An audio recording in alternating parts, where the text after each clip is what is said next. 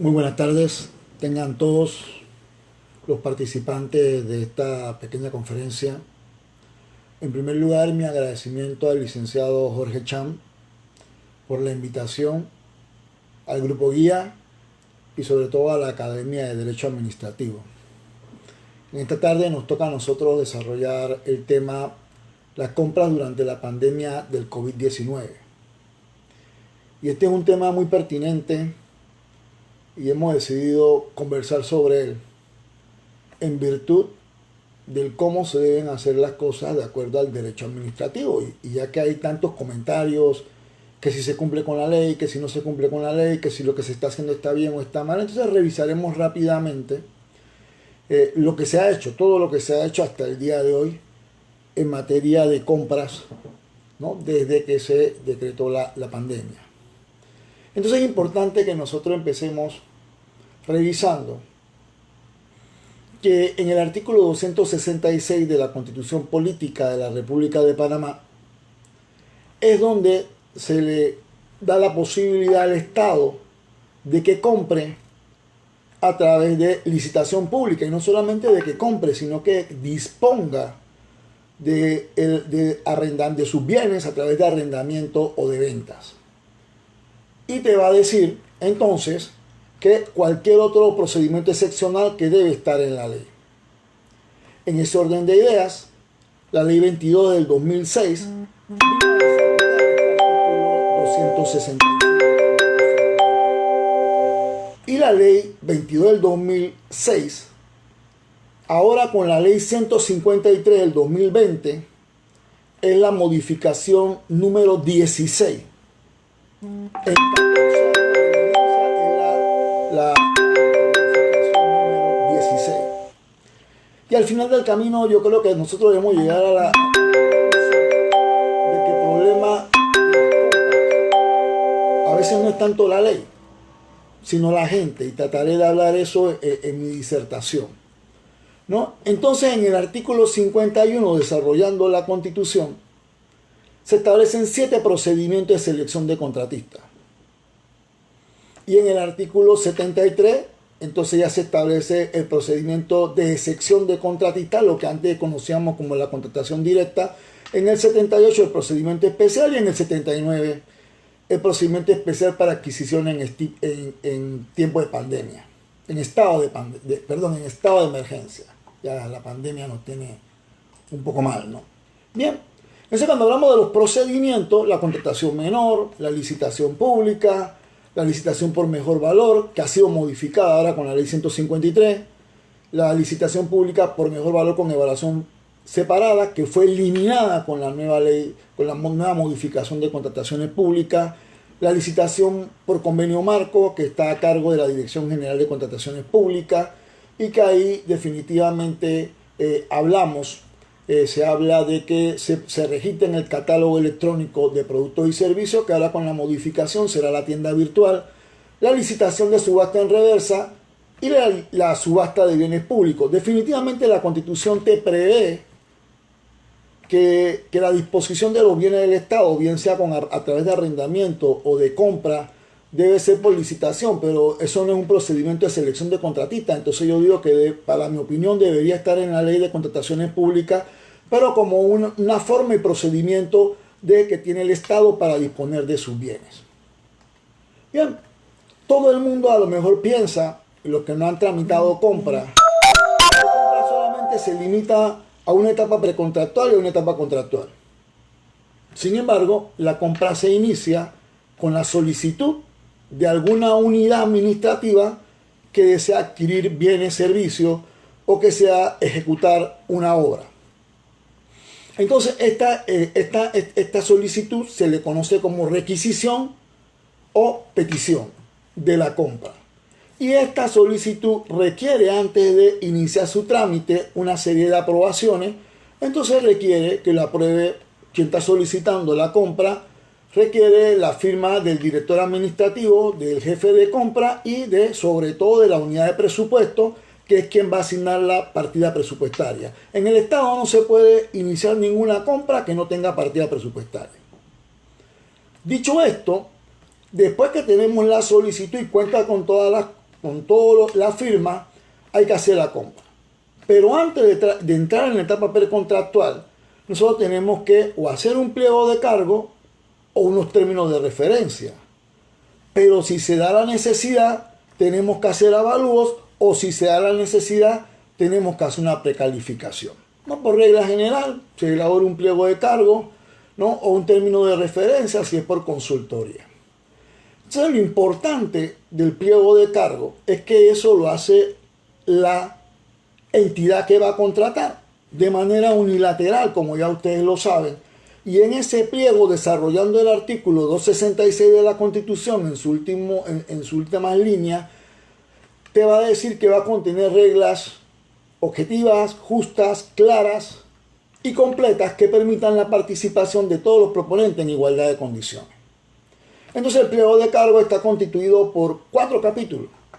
El primer capítulo, que son las condiciones generales, que está a cargo de la Dirección General de Contrataciones Públicas. Están las especificaciones técnicas, que va a depender de quién compra, qué es lo que quiere comprar. Están las condiciones especiales y los formularios. Entonces, mucho se habla de que el Estado solamente compra cosas malas, que el Estado paga mucho por no sé qué. Bueno, al final del camino, fíjate que la calidad de lo que compra el Estado va a estar en función del contenido del pliego de cargo. Quizás lo más importante en la compra que hace el Estado es la confección del pliego de cargo. Y esto es sencillo cuando usted va al supermercado, o su esposa va al supermercado, o su mamá va al supermercado, o iba al supermercado. ¿Qué hacía?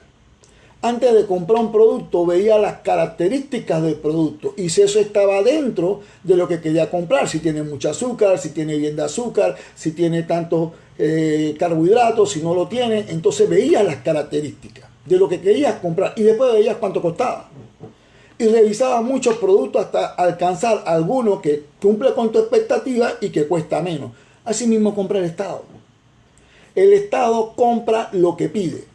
No es lo mismo que yo quiera comprar una computadora y no establezca cuáles son las especificaciones de la computadora que quiero comprar, para qué es la computadora que quiero comprar, y pongo compra computadora. Obviamente me van a vender computadoras de 100, de 50 dólares, que solamente me sirven como si fuera una máquina de escribir, porque yo no establecí las especificaciones. Entonces, lo más importante en una compra es la confección del pliego de cargo. Pero ¿qué es lo que pasa en muchas unidades de compra?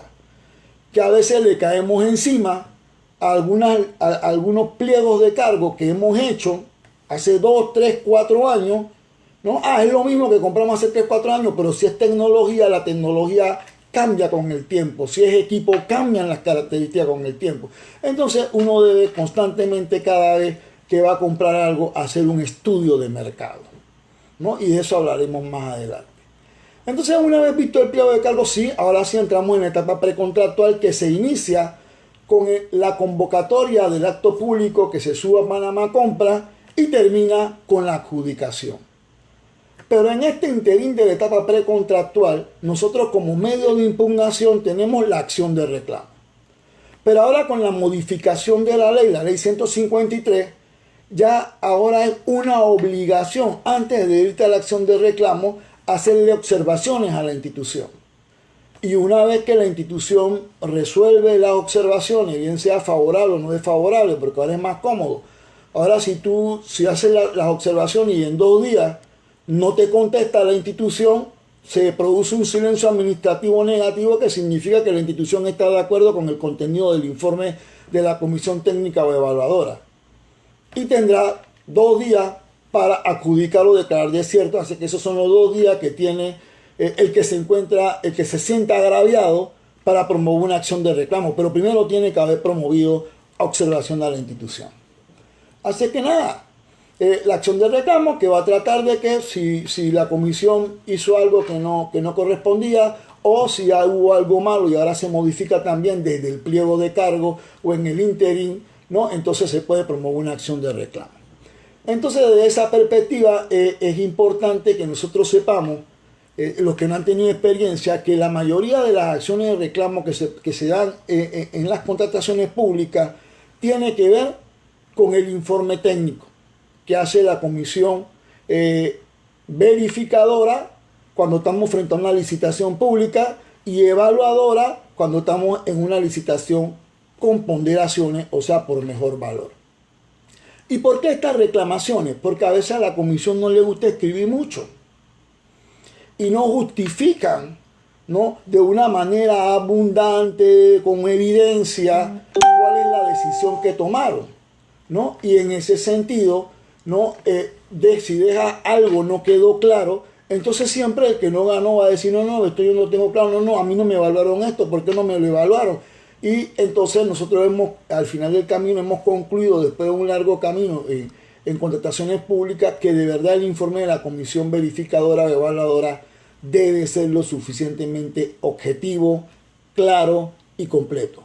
¿Cómo usted llegó a su decisión?, ¿no? Y así nosotros vemos ejemplos nefastos, como la construcción de la Facultad de Medicina de la Universidad Nacional, que los chicos la necesitaban para poder acreditarse en las universidades de Estados Unidos y poder mandar a nuestros médicos a ser internados a Estados Unidos.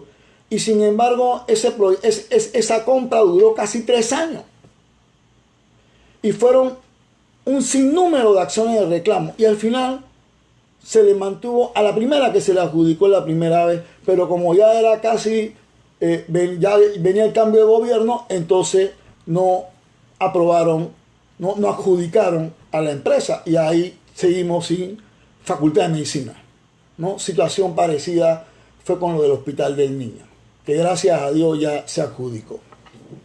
Entonces la etapa precontractual es que una vez adjudicada, en firme la adjudicación, se procede a la confección del contrato, se procede a la firma del contrato por la parte, el contratista, el quien contrata, y la presentación de los pagisalvos que tiene que presentar de la DGI, de la Caja de Seguro Social, y si contrata con el IDAN, el pagisalvo del IDAN, ¿no? Y posteriormente te vas al refrendo de la Contraloría, para una vez la Contraloría refrenda el contrato, entonces poder hacer la orden de proceder, y a partir que notificas la orden de proceder, comienza a correr el término para que se ha establecido en el pliego de cargo y en el contrato, en el que te deben entregar los bienes, o te deben hacer los servicios, o te deben terminar la obra que contrataste. En esa etapa contractual, entonces hay 2 medios de impugnación, pero estos son ante el Tribunal Administrativo de Contrataciones Públicas, que es el recurso de apelación y es el recurso de impugnación, ¿sí? Y el recurso de impugnación es contra las adjudicaciones o las declaraciones de desierto, entre otras cosas, y el recurso de apelación es contra la resolución administrativa del contrato, o sea, la terminación por incumplimiento del contrato o la inhabilitación, entre otras cosas, ¿no? Entonces, las contrataciones excepcionales ya las mencionamos: procedimiento excepcional, conocido como contratación directa, procedimiento especial de contratación, y lo que de pronto mucha gente quiere ver, el procedimiento especial de adquisición en estado de emergencia. El glosario de la Ley de Contrataciones Públicas, definido en el artículo 2, no te define qué es estado de emergencia, ¿no? Entonces, bueno, porque el artículo 79 te define el procedimiento, no te define qué es estado de emergencia. Entonces, el diccionario de la Real Academia nos dice a nosotros que es una situación oficialmente declarada de grave peligro por conflictos sociales, catástrofes naturales u otras razones. En ese orden de ideas nosotros la amarramos y decimos, bueno, un estado de emergencia es una situación oficialmente declarada de grave peligro por el COVID-19. Ah, ok. En ese orden de ideas, el artículo 79 del texto único, ¿verdad?, va a decir: el procedimiento especial de adquisiciones de emergencia es aquel por el cual las instituciones públicas, previa declaración del estado de emergencia por parte del Consejo de Gabinete, a través de una resolución formal debidamente publicada en Gaceta Oficial, podrán contratar la adquisición de bienes, servicios o la ejecución de obras. Entonces, en ese sentido, nosotros podemos decir, bueno, ¿qué es lo que debe contener la resolución de gabinete para que nosotros podamos comprar, las instituciones puedan comprar por estado de emergencia? Ok, entonces, declaración del estado de emergencia. Declaración del estado de emergencia, seguro. Autorización de contratar por este procedimiento, seguro, ¿no? entonces establecer la suma de dinero que se va a disponer para comprar por estado de emergencia y establecer la duración del estado de emergencia. Entonces veamos en ese sentido qué hizo el gobierno nacional. El gobierno nacional emitió la resolución de gabinete número 11 del 13 de marzo del 2020 y en esa resolución, en su artículo 1, declaró el estado de emergencia, correcto. Autorizó la contratación mediante ese procedimiento de adquisición de bienes, servicios, realización de obras para conjurar las situaciones del estado de emergencia. Y fíjate que ahí te decía cuál es el alcance de la compra. Todo lo que tenga que ver con COVID-19. Cualquier otra cosa que haya que comprar que no tiene que ver con COVID-19 no significa que no lo podemos comprar, simplemente que no lo podemos comprar por el procedimiento especial de estado de emergencia. Perfecto. El artículo 3 dice, bueno, el Estado determina 50 millones de dólares para las compras que se hagan por este procedimiento y establece que el estado de emergencia durará un tiempo de 180 días calendario. Perfecto.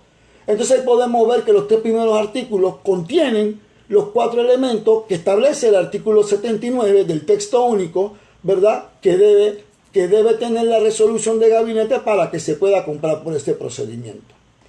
Entonces la segunda pregunta es, bueno, ¿y qué periodo, el periodo de vida del procedimiento? Bueno, puede ser 2 cosas. ¿Qué pasa primero? Si primero se acababan los 50 millones y ya no había más dinero para comprar, hasta allí llegó el procedimiento especial de estado de emergencia. O si había dinero, pero ya llegábamos a los 180 días calendario, entonces ya hasta el día 180, hasta ahí duró el estado de emergencia y en el día 181 ya no hay estado de emergencia, por lo cual no se puede comprar por este procedimiento.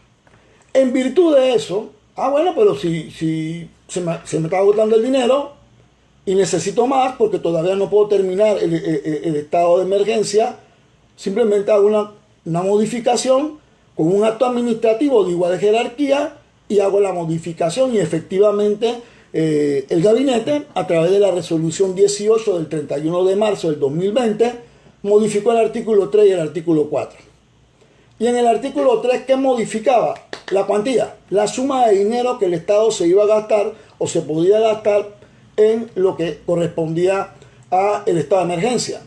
Y de 50 millones lo modificó a 427.734.711 balboas y mantuvo los 180 días calendarios. Si en septiembre, que se vencen los 180 días del estado de emergencia, ni Dios lo quiera, se debe prolongar el estado de emergencia, entonces simplemente se hace una tercera resolución de gabinete modificando el artículo 3 y quizás no el dinero sea suficiente. Lo que tengo yo ahora que extender es el tiempo que dure el estado de emergencia.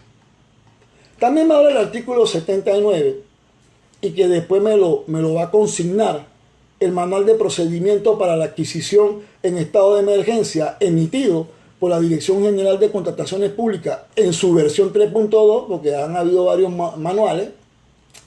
Te va a decir que cuando no hay un proveedor local y haya que concurrir a uno extranjero, hombre, la regla de juego es que si tú no estás registrado en Panamá Compra, tú no puedes participar de un acto público. Pero es que este extranjero no vende en Panamá, pero ahora tenemos una necesidad porque estamos en una situación especial. Entonces va a decir la norma, te dice, ok, ahí hay una excepción, tú puedes comprarle a él indistintamente que no esté registrado en Panamá Compra, y posteriormente señala el manual que tiene hasta 3 meses para poder registrarse. ¿Sí? Para poder registrarse. Bien. La otra cosa de la que se ha hablado mucho, y la ley es la ley, dura ley, y a veces uno dice injusta ley, pero es la ley. Y la Constitución nos dice que el servidor público, que el particular responde por violación de la ley y la Constitución, y el servidor público todavía responde más, responde por eso mismo y responde por dejar de hacer lo que le corresponde y por hacer más allá de lo que le corresponde. O sea que al final del camino el servidor público solo puede hacer lo que la ley dice, ¿no? Entonces, en ese orden de idea, el artículo 79 dice que, bueno, fíjate que cuando se terminen, para el caso nuestro, los 180 días que dura el estado de emergencia, de acuerdo a la resolución de gabinete 11 modificada por la 18, entonces es cuando todas las instituciones que han comprado por este procedimiento deben presentarle un informe al Consejo de Gabinete.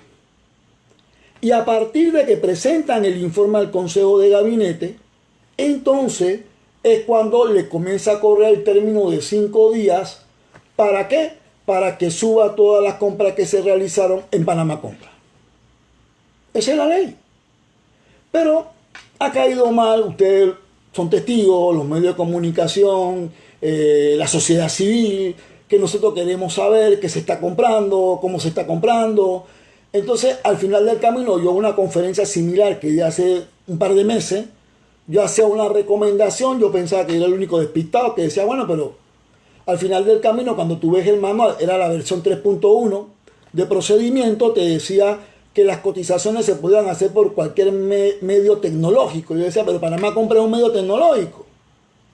Entonces, indistintamente de que la ley no lo ve así, nosotros podemos publicar menos la solicitud de cotizaciones en Panamá Compra y todo el mundo se va a dar cuenta entonces si es la caja, si es el Ministerio de Salud, si es una de las dependencias que está comprando por este procedimiento y ya no hay morbo. Pero gracias a Dios, ¿no? Entonces el manual, la versión 3.2, ¿verdad?, ha señalado que mientras dure el estado de emergencia y se compre por este procedimiento, entonces las cotizaciones, ¿verdad?, se deberán subir a un espacio que, todas las compras que se hagan, por este procedimiento se van a subir a un espacio que se habilitó en el sistema de Panamá Compra de compras mesa COVID-19. Entonces, indistintamente que la ley, fíjate que no es lo que dice, me parece que es sano y aplaudo la decisión tanto de la Dirección General de Contrataciones Públicas como del Ejecutivo de decirle, ok, no hay ningún problema, no se esconde nada, todo se está haciendo bien, es un problema, así es que nosotros todo lo que estemos comprando por COVID, por el procedimiento de estado de emergencia lo vamos a publicar, se va a publicar en este espacio. Así que todo el que quiera saber eso, nada, se mete en la página de Panamá Compra en ese espacio y se dan cuenta de lo que se está comprando. ¿Cuál es el objeto de las contrataciones por esta vía? Y es importante porque cuando hablamos del Ministerio de Salud y hablamos de la Caja de Seguro Social, parecería que con el COVID-19 en Panamá la gente solamente se enferma de COVID. Y en Panamá había una tasa de mortalidad producto de infarto, producto de diabetes, producto de presión alta. Entonces la gente que tiene esas enfermedades sigue teniendo esas enfermedades. Entonces las instituciones tienen la necesidad de comprar medicamentos, comprar equipos, darle mantenimiento a los equipos, adquirir servicios, adecuar algunas instalaciones, pero eso no tiene nada que ver con COVID, pero sí tiene que ver con la salud de la población. Así que aquí sí se define, y ustedes lo pudieron haber escuchado, rapidito lo hablé, en la resolución de gabinete, que se dice que las compras son para todo lo que tenga que ver con COVID. Entonces, si la compra de respiradores tiene que ver con COVID, si la compra de gel tiene que ver con COVID, si la compra de equipos para UCI, si la compra de guantes, de mascarilla, todo eso tiene que ver con COVID, entonces se compra por el procedimiento de estado de emergencia. Pero si queremos comprar máquinas de hemodiálisis, eso no tiene que ver con COVID, así que eso no lo puedo comprar por este procedimiento, así que eso yo lo debo comprar por un procedimiento de selección de contratista. Ok, excelente. Entonces tenemos un problema, que el artículo 79 del texto único no fue reglamentado, no fue desarrollado ni en el decreto ejecutivo 40, ni en el decreto ejecutivo 329 que modificó el 40, que es el reglamento de la ley de contrataciones públicas. Así que ese artículo 79 está en bruto. Pero había que determinar un procedimiento. Y yo le llamé un orden lógico, pero había que establecer un orden lógico. Entonces, en ese sentido, ensayo y error, estamos de acuerdo que nadie estaba de pronto preparado mentalmente para un estado de emergencia por COVID, pero sí debíamos haber estado preparados para comprar por este procedimiento, porque si en Panamá se da una catástrofe de inundaciones o de un incendio, ya esto definitivamente que es una catástrofe, ¿no? Así que entra dentro del estado de emergencia y las compras se harían por estado de emergencia. Pero bueno, va a haber muchas lecciones aprendidas y espero que ahora con la reglamentación de la ley, después que entre en vigencia la modificación, se pueda desarrollar de una manera bien objetiva el artículo 79, que ya de pronto no será el 79. Entonces, de acuerdo al manual de procedimiento emitido por la Dirección General de Contrataciones Públicas en su versión 3.2, ¿no? En el procedimiento declarado por las resoluciones de gabinete que ya les he mencionado, entonces se le manda la solicitud al Ministerio de la Presidencia por vía electrónica. Entonces ahora se cambió porque en el 3.1 era otra dirección, ahora es trámite@presidencia.gov.pa. Su intención, la institución que quiere comprar, de contratar, los detalles de la contratación, o sea que es el objeto del contrato, los integrables, cantidades, precios unitarios, cotizaciones realizadas. Pero estas cotizaciones realizadas no son las cotizaciones que se van a subir a Panamá Compra. No. Estas cotizaciones realizadas es porque que se modifica con la ley 153 el término de precio de referencia. Se va a determinar el precio de referencia. ¿Y cómo se determina el precio de referencia? A través de un estudio de mercado. O sea que las unidades de compra de las diferentes instituciones del Estado, cada vez que trabaje en un pliego de cargo, va a tener que hacer un estudio de mercado para poder demostrar cómo llegaron al precio de referencia que se le está poniendo a lo que se desea comprar. Entonces, nada, importante, ¿no? El Ministerio de la Presidencia va a dar respuesta a la solicitud asignando la partida presupuestaria para el contrato que se desea hacer. Una vez recibido el traslado de partida, se debe revisar, y eso lo saben todos los que trabajan en compra, sea COVID o no sea COVID, sea emergencia o no sea emergencia, que primero, antes de hacer una compra, hay que revisar si lo que quiero comprar está en el catálogo. Y si está en el catálogo, entonces yo compro por el catálogo electrónico de productos y servicios. Entonces es lo primero que te dice. Primero hay que ver si está en el catálogo o no está en el catálogo. Y si está en el catálogo, entonces lo que hay que ver es que si el proveedor está en condiciones de realizar la entrega inmediata del bien o servicio para atender la emergencia oportuna. Puede ser que está en el catálogo y yo soy el proveedor y le digo, ¿sabes qué? Pero es que yo me quedé sin el producto. Y yo, para poder conseguir ese producto, yo lo puedo tener en Panamá dentro de 6 meses. No, mi hijo, eso lo necesitamos en un mes, ¿no? O lo necesitamos en tanto tiempo. No te puedo esperar. Entonces tú no me puedes proveer. Entonces eso me da la posibilidad de que, estando en el catálogo, como el proveedor no me puede dar en un tiempo oportuno atender mis necesidades, entonces yo puedo comprar por el procedimiento que más adelante desarrolló la Dirección General de Contrataciones Públicas, o si lo que yo quiero comprar no está en el catálogo. En una de esas dos cosas, entonces dice, ok, si te pasa eso, entonces ¿qué tú vas a hacer? Solicita las cotizaciones. Pero ahora no es por cualquier medio tecnológico, ahora es a través de la plataforma de cotización en línea del bien que quieres comprar. Excelente decisión. Felicito, me quito el sombrero ante la Dirección General de Contrataciones Públicas y el Ejecutivo, porque ya se subsana un poco el morbo que había. Entonces, nosotros los abogados sabemos que lo que no existe en el expediente no existe en el mundo jurídico. Así que cada compra lleva un expediente. Entonces lo que te dice el manual de procedimiento, dice, ok, pero hay que elaborar la nota justificativa expedida por el representante legal de la institución, ministro, director general, administrador, o quien él delegue para esa función, y esta nota justificativa se va a anexar al expediente, ¿verdad? En que harán contar las gestiones que hicieron, porque ya nosotros le hablamos de que hay que hacer un estudio de mercado para determinar entonces el precio de referencia, todas las gestiones que hicimos. Y si el bien estaba en el catálogo electrónico y no compramos por el catálogo electrónico, la justificación por qué se dio eso, ¿no? Porque el proveedor no tenía. Aquí está la nota que él les pidió, que él me lo podía poner en tanto tiempo, pero yo, por la urgencia que tengo, no lo podía esperar, no podía esperar ese tiempo. Ok, Y todas las cotizaciones que se hagan deben estar en el expediente. Entonces, una vez recibidas las cotizaciones que fueron subidas a Panamá Compra, ¿no?, la entidad o las entidades seleccionan la empresa que pueda atender la emergencia de forma oportuna y la más beneficiosa para el interés público. Y fíjense, de forma oportuna. Esto no es una licitación pública, en que yo digo que si usted cumple con todos los requisitos, yo me voy por el precio más bajo. Este es estado de emergencia. Quizá usted sí me puede poner lo que yo estoy comprando en 45 días, pero yo lo necesito en 15. Y estamos hablando de la vida de las personas.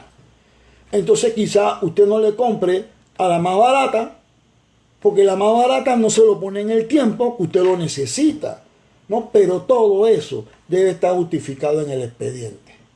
Entonces, una vez se selecciona la empresa que sí pueda comprar, que sí pueda satisfacer la necesidad que se tiene en ese momento, ¿verdad? Entonces, lo que se hace es una carta de compromiso a nivel precontractual, porque todo se ha hecho en línea, ¿no? Donde se declara ya la intención de la parte de suscribir el compromiso con la intención expresa de la oferta y la voluntad de formalizar la misma. ¿Ok? El contrato o la orden de compra, recordando que la orden de compra es cuando el monto es menor de $250,000, de $250,000 o menos. Es mayor de $250,000, entonces es un contrato.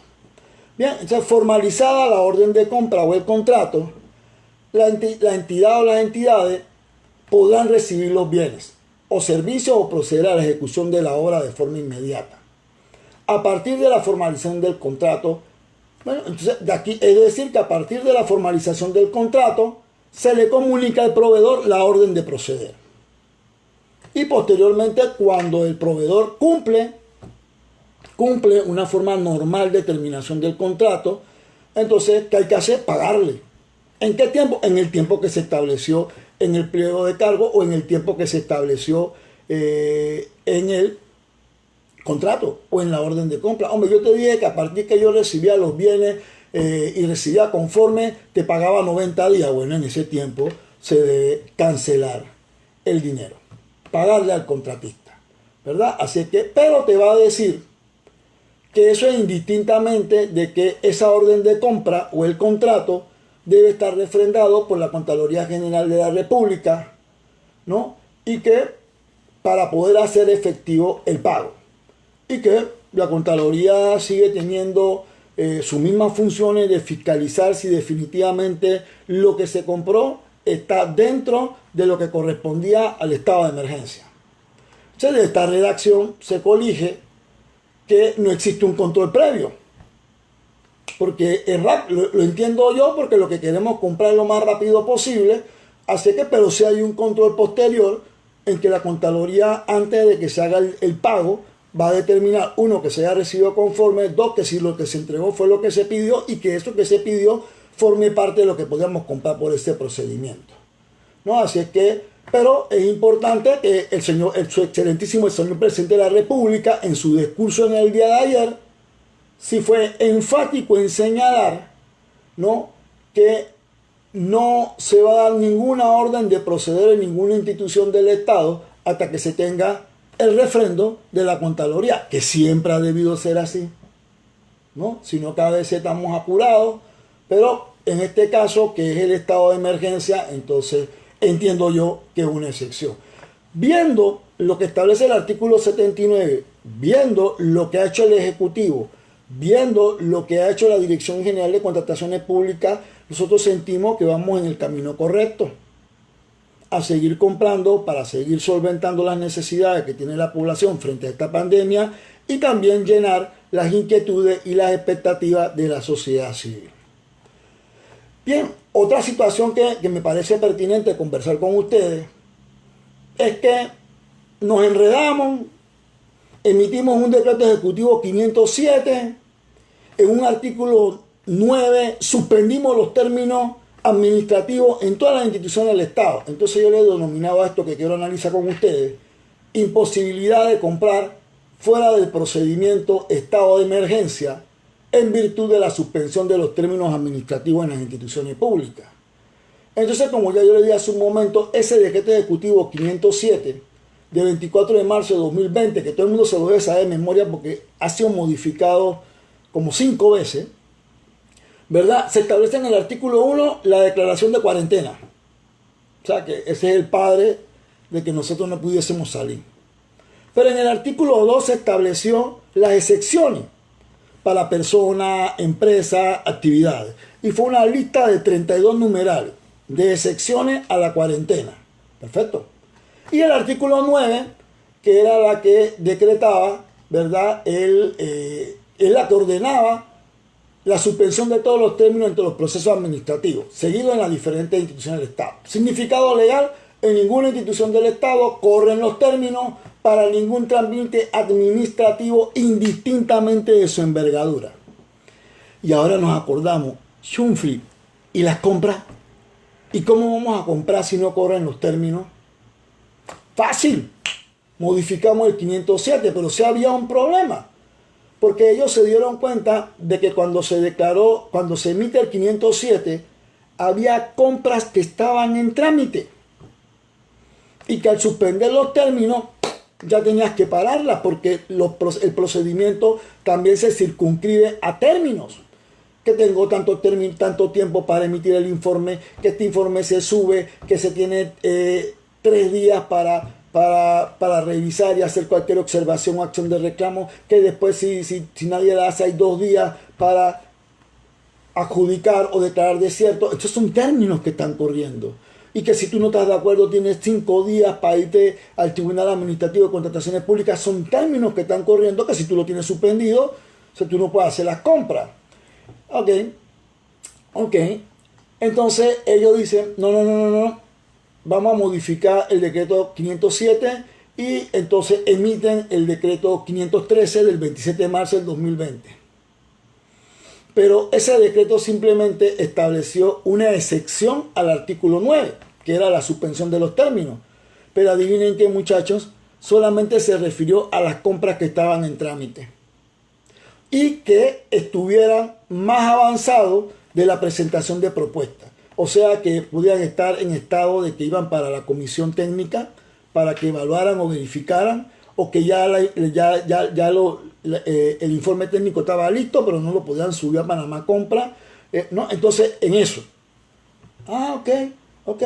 Y así digo, ¿no? Se exceptúan de esta suspensión los procedimientos de selección de contratistas efectuados para la contratación de obras, compra de equipo, bienes e insumos hospitalarios, medicamentos y otros bienes o servicios, o artículos que hayan superado la etapa de presentación de propuesta. Y el significado legal es que todo lo que quedó pendiente de compra y tenía un avance superior a la presentación de propuesta se podía retomar y continuar. Maravilloso.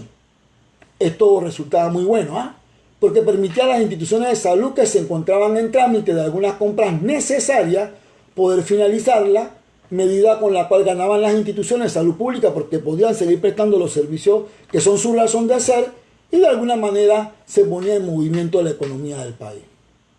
Ojo, pero esa excepción no levantó los términos en la Dirección General de Contrataciones Públicas ni en el Tribunal Administrativo de Contrataciones Públicas, porque esa excepción simplemente era para lo que estaba en trámite. Y si había alguna acción de reclamo, había algún recurso en el Tribunal Administrativo de Contrataciones Públicas que no tenía nada que ver con esos actos públicos, esa suspensión de términos no se había levantado. Entonces hay que tener cuidado, porque por ahí me ha llegado a mi conocimiento que en el término de suspensión, en el periodo de suspensión de términos, el tribunal estaba pidiendo informes de conducta, etcétera, y jugando con los términos, ¿no? Así que es importante que revisemos eso. Así que, pero no resolvimos el problema de las compras nuevas, porque tanto el Ministerio de Salud como la Caja de Seguro Social, en su presupuesto del 2020 tienen aprobadas partidas para compra de medicamentos, para compra de equipo, para mantenimiento de equipo, ¿no? De otras enfermedades, incluso para hacer cirugía. O sea, tienen un presupuesto aprobado para realizar sus funciones, objeto de su razón de ser, de prestación de salud. Y ellos dicen de que, wow, pero es que la modificación que le hicimos al 507 a través del 513 no me permite comprar por el procedimiento de selección de contratistas, porque este era para compras que ya habían iniciado. Entonces, se emite el decreto ejecutivo 534 del 16 de abril de 2020. Entonces, ahora este decreto sí me habla del Ministerio de Salud, la Caja de Seguro Social y sus dependencias. Y ellos lo que hacen es que incluyen un artículo nuevo al decreto ejecutivo 507, que de hecho tenía 11 artículos, ahora pasa a tener 12 artículos. Y te va a decir que en el caso del Ministerio de Salud y de la Caja de Seguro Social y todas sus dependencias, cuando por razón de sus funciones ordinarias quieran contratar obra y o adquirir bienes, servicios, equipos, medicamentos, equipos e insumos médicos, podrá hacerlo sin restricción alguna, utilizando para ello los recursos financieros provenientes de su propio presupuesto. Claro, porque cada una de estas instituciones tiene en su presupuesto estas partidas para estas compras. Con este artículo, ahora sí, Dios mío, se podían realizar compras por procedimiento de selección de contratistas en las dos instituciones del Estado y sus dependencias. Wow, pero fíjate, hubo que hacer dos modificaciones cuando de pronto si hubiéramos hecho una buena planificación y antes de confeccionar un decreto hubiéramos pensado bien lo que estábamos haciendo, quizás desde el 507 se pudo haber establecido la suspensión de términos por otras cosas que no son importantes, pero que se hubiera exceptuado no solamente las compras pendientes, sino las demás compras que había que hacer en estas dos en las instituciones de salud pública, ¿no? Y se podía haber seguido comprando. No hay ningún problema. Asimismo, en el tercer párrafo, ¿no? Sí hubo una redacción que me llamó la atención y nada más que la comento, que decía: cuando los proponentes de un acto público no puedan cumplir con la prestación de algunos requisitos, estos deberán someterse al manual de procedimiento especial para tal efecto dicte la dirección. Mira, a mí me parece que si yo estoy diciendo que levanto la suspensión para estas dos instituciones de salud para compras de todo lo que tiene que ver con insumos médicos, equipos, ¿verdad? Me estoy refiriendo al procedimiento de selección de contratistas. Y si yo me refiero al procedimiento de selección de contratistas, yo no puedo estar pensando que si una empresa no cumple los requisitos, si no cumple los requisitos queda fuera, ¿no? O sea, cuando si es una licitación pública y no cumple con los requisitos, aunque sea el precio más bajo, se descarta porque no cumplió con los requisitos y vamos al siguiente, que es el segundo precio más bajo, ¿no? Pero no me parece que la redacción diga que a un manual que confeccione la dirección, porque ahí la ley es clara. Y eso sí está regulado tanto en la ley como en el reglamento de la ley. Así que no, el manual no puede entrar a modificar, porque no es un manual, a modificar lo que está en la ley o lo que está en el decreto, ¿no? Entonces me parece que la redacción quizás quisieron decir otra cosa, pero lo que dijeron como que no se entiende muy bien, ¿no? Pero nada, no importa. Son cosas que yo denomino, son cosas de compra en tiempo de pandemia. Hay otro punto que yo quiero analizar con ustedes, y es que yo desde hace rato, no en tiempo de pandemia, desde hace rato vengo escuchando el error involuntario. Y ahora en pandemia me di cuenta de cómo un acto administrativo puede ser modificado a través de una fe de errata. Y eso, como hombre de derecho, me llamó la atención. Y entonces yo consigné violación del ordenamiento jurídico con la nueva forma de modificar los actos administrativos en firme, mediante fe de errata y errores involuntarios. Entonces yo hago rápidamente dos revisiones, porque el decreto ejecutivo 507 fue modificado a través de una fe de errata. Y fíjense lo que decía la fe de errata. Para ingresar un texto único del artículo 2, el decreto tenía 11 artículos. Y la fe de errata decía, para ingresar un texto único al artículo 2, es muy profundo, del decreto ejecutivo 507, ¿no? Publicado en Gaceta Oficial. Bueno, vamos a revisar qué dice el artículo 2 y qué dice la fe de errata. Porque a lo mejor tenía que decir Panamá y pusimos Anamá. Entonces sí hay que hacer la corrección. Es Anamá, es Panamá. ¿Ok? Cuando nosotros revisamos el artículo 2 de la fe de errata, En el numeral 2 se incluyeron servidores públicos de 4 instituciones que no aparecían en el decreto ejecutivo 507, ¿ah? Y se incluyeron a los diputados, y en estos días los diputados tuvieron un enredo y salió un abogado diciendo: no, ellos están amparados por el decreto 507. ¿Serio? Están amparados por la fe de rata, porque el decreto 507 por ningún lado excluyó a los señores diputados, a los honorables diputados, de la cuarentena. Quizá se les pasó y quisieron incluirlo, ¿no? Pero fue en la fe de rata. En el numeral 3 se incluyó los veterinarios del sector privado. Tenían a los del sector público, no del sector privado. En el numeral 9 se incluyeron a las personas naturales o jurídicas que presten servicio para régimen de propiedad horizontal. En el numeral 10 se corrieron, se metieron 2 numerales nuevos. Así que en el numeral 23, ahora 25, se incluyeron las empresas de tecnología que sean proveedores del Estado, así como sus distribuidores únicamente para efecto de suministro de los primeros. En el artículo 28, ahora 30, se incluyeron, se hizo un cambio a la redacción. ¿Sí? ¿Okay? Entonces cuando tú ves esto, tú dices: ve acá, aquí no fue un error. Aquí lo que hubo fue una modificación sustancial del artículo 2 del decreto ejecutivo 507. Sustancial. Ok. Entonces, buscando en nuestra ignorancia, ¿no?, con relación a la teoría general del acto administrativo y al principio de presunción de legalidad de los actos administrativos en firme, establecido en el artículo 46 de la ley 38 del 2000, entonces nos hicimos la primera pregunta: ¿qué es una fe de rata? Y encontramos en significado.com que una fe de rata es la lista de errores o equivocaciones detectadas en un texto impreso. Suele insertarse en el principio y en el fin de un libro, detallando la enmienda que debe ser hecha en cada uno de los casos. De la definición nos parece que la fe de rata es propio de los libros y no de los actos administrativos. Segunda pregunta: ¿cuándo se usa una fe de rata? Significado.com se utiliza simplemente para corregir errores que han pasado inadvertidos bajo el ojo del corrector o del editor, por lo que si se buscan cambios drásticos en el contenido impreso, hasta en el mismo libro, la fe de rata puede ser rechazada o sujeta a una nueva revisión e impresión, lo que retrasaría la impresión del manuscrito.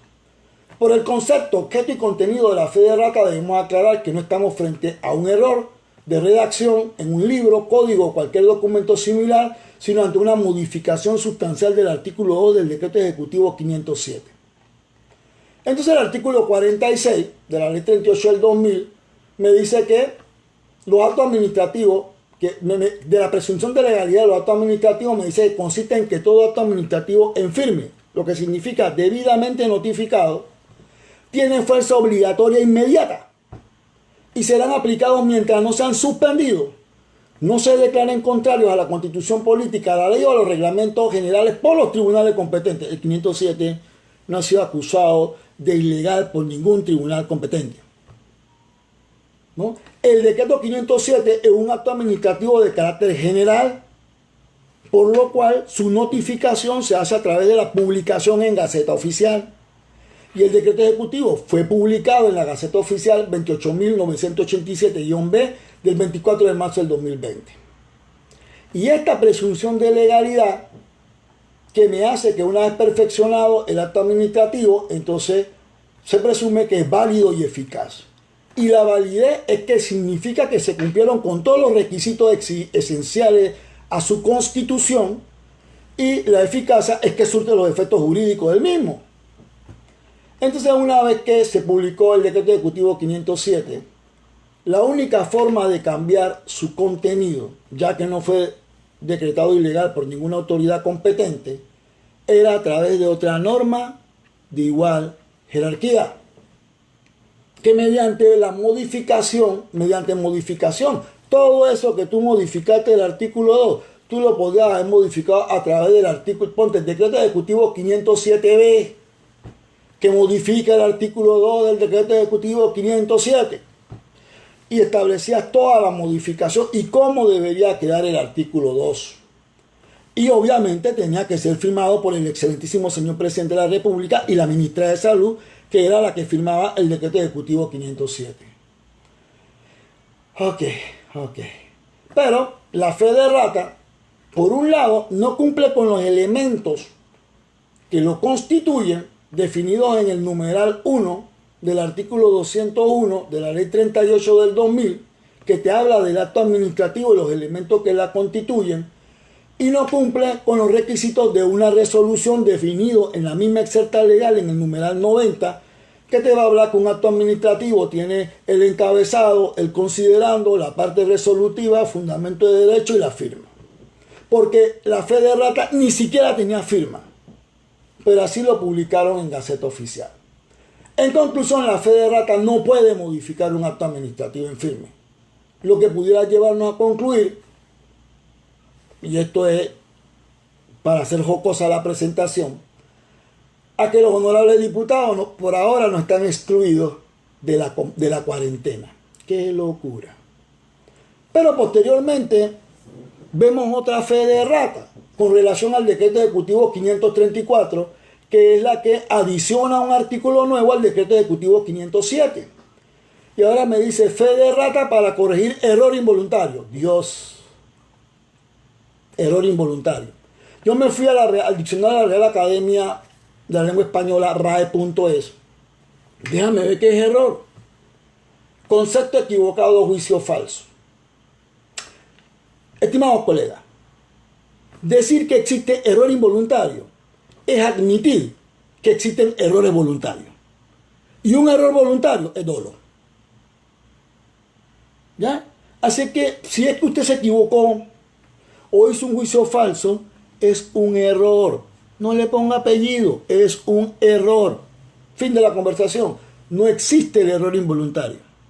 Yo sé, yo voy a presumir que usted no lo quería cometer, pues, pero lo cometió. Así que en mi mente es eso, pero no me digas que es error involuntario, porque entonces tendría que pensar que puede existir error voluntario, ¿no? Y no quiero pensar eso. Así que no existe el error involuntario. La segunda observación, al igual que nos pasó en la fe de rata del 507, es que si usted revisa el contenido del primer párrafo del artículo 9A del 534 y lo compara con la redacción que hace la fe de rata, le digo rapidito. El 9A dice: en el Ministerio de Salud y la Caja de Seguro Social y todas sus dependencias, cuando por razón de sus funciones ordinarias requieran contratar obras y o adquirir bienes, servicios, equipos, medicamentos, equipos e insumos médicos, podrán hacerlo sin restricción alguna, utilizando para ello los recursos financieros provenientes de su propio presupuesto. Ok, excelente. Pero ¿qué decía la fe de rata? Se exceptúan de la suspensión del término los trámites administrativos del Ministerio de Salud, la Caja de Seguro Social y todas las dependencias que tengan como propósito el funcionamiento ordinario del sistema de salud. Por Dios, cambiaste totalmente la redacción del decreto ejecutivo 534 en el primer párrafo. El segundo párrafo que estaba en el decreto ejecutivo 534 pasó a ser el tercer párrafo y se redactó un párrafo nuevo como el segundo. Entonces al final del camino yo digo, ok, esto es una redacción totalmente nueva, no un error, mucho menos involuntario, y no se compadece, porque cuando usted ve la parte considerando del 534, no se compadece con el segundo considerando de esta parte. Pero esta redacción de la fe de rata causa problemas. Porque la pregunta que se hacen los abogados litigantes, espérate.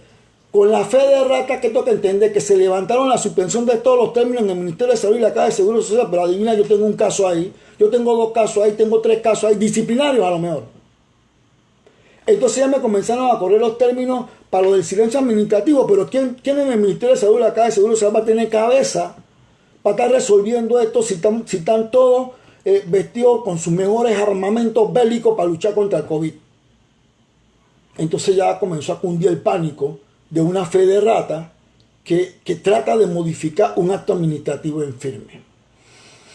Entonces mantenemos el significado de que, como lo acabamos de decir, que no es una forma de modificación. Entonces yo espero, si en el foro definitivamente hay servidores públicos que que hagan su mejor esfuerzo para que puedan aconsejar, asesorar de que esas no son formas de modificar un acto administrativo en firme, ¿ya? Y que el error involuntario no existe. Otro tema que me llamó la atención, y ustedes van a ver ahora que aclara algo, para que vean la confusión que había entre los mismos abogados del Estado con esto de la fe de rata. Yo le denominé levantamiento de la suspensión de los términos administrativos en las instituciones públicas por parte del Ejecutivo, ¿no? Entonces se emite el decreto ejecutivo 644 del 29 de mayo, ¿no? Que te va a modificar el decreto ejecutivo 507 y te dicta otras disposiciones. Y obviamente, ¿qué es lo que te hace? Te deroga el artículo 9 del decreto ejecutivo 507, que era el que suspendía los términos. Y te va a decir, se deja sin efecto a partir del lunes 8 de junio del 2020 la suspensión de los términos entre los procedimientos administrativos seguidos en las diferentes instituciones del Estado.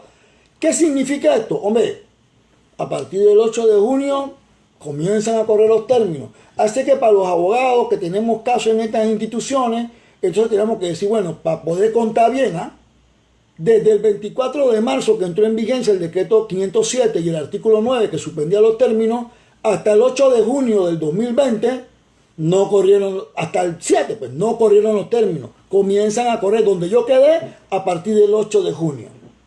Perfecto. Pero adivinen qué, se pusieron las cosas peores. Y se comenzaron a disparar las cifras en Panamá Oeste y Panamá. Lo que hizo que el Ministerio de Salud, con el señor presidente, tomaran la decisión de modificar, de extender la suspensión de los términos. Por eso se emitió el decreto ejecutivo 693 del 8 de junio del 2020, y este decreto ejecutivo lo que hizo fue que dejó sin efecto, en su artículo 1 dejó sin efecto el artículo 3 del decreto ejecutivo 644. No se levantan a partir del 8 de junio. Y en el artículo 2 te dijo que hasta el 21 de junio, que efectivamente, ¿no?, fue la fecha a que 21, 22, que se comenzaron nuevamente a correr los términos. Entonces lo que esto traía consigo es que, bueno, los términos se suspendieron desde el 24 de marzo hasta el 21 de junio. Así que nosotros en ese interín no contábamos, y donde quedamos entonces comenzamos a contar a partir del 22 de junio. Pero agarramos un alivio cuando vemos el artículo 3 de este decreto ejecutivo que dice: se exceptúan de esta suspensión los procedimientos de selección de contratistas efectuados para la contratación de obras, compra de equipos, bienes e insumos hospitalarios, medicamentos y otros bienes, servicios o artículos que hayan superado la etapa de presentación de propuestas. Esta era la sección que se estableció en el decreto ejecutivo 513. ¿Sí? Perfecto, que era para los que habían presentado propuestas. Pero en el artículo 4 me dice: en el caso del Ministerio de Salud y la Caja de Seguro Social, todas sus dependencias, cuando por razón de sus funciones ordinarias requieran contratar. Esa era la redacción original del decreto 534. Gracias a Dios. Significa que los abogados no tomaron en cuenta la fe de rata. Significa que ya yo no tengo ningún susto de que si se suspendieron los términos o no se suspendieron los términos, porque si en esta última resolución que se están diciendo que los términos se levantan hasta el 20, los términos están suspendidos hasta el 21 de junio, entonces desde que iniciaron 24 de marzo hasta el 21 de junio no le corrió término a nadie en ninguna institución del Estado, y a partir del 22 de junio comienzan a correr los términos para... Pero ahora hay un debate interesante. No sé qué pasó en el IFARU, pero me dice un compañero que el IFARU emitió un comunicado en el que señaló que el IFARU está cerrado hasta el 6 de junio. Y este compañero me dice: pero es que yo tengo un caso ahí que me está corriendo término para irme para hacer la tercera por silencio administrativo, y están cerrados hasta el 6 de junio y yo estoy pidiendo unas pruebas. Y yo digo, cruza los dedos, que no sea solamente un comunicado, sino que existe una resolución para justificarlo en sala tercera. Entonces, esas son cosas, ¿verdad?, que ven que seguro que todo el mundo tuvo la buena fe, que trabajando muy rápido, pero que nosotros tenemos que hacer las cosas bien. Porque el artículo 18 de la Constitución nos dice que nosotros solo podemos hacer lo que la ley dice. Y no podemos estar inventando. Nada más que quería hacer un par de comentarios, que llevo años haciéndolo, frente a las modificaciones del texto único de la ley 22 del 2006, ordenada por la ley 61 del 2017, que tiene que ver con la acción de reclamo y tiene que ver con el recurso de impugnación. Y me llama la atención la acción de reclamo, porque ahora se introduce la fianza de acción de reclamo. Y en el recurso de impugnación, desde hace mucho tiempo, está la fianza del recurso de impugnación. Desde mi perspectiva, y yo le llamo la atención a ustedes para que comencemos. Esta fianza violenta el acceso a la justicia, violenta en la tutela judicial efectiva, porque el artículo 201 de la Constitución establece que la justicia es gratuita, pero tú me estás poniendo como impedimento el poder afianzar para poder acceder a la justicia.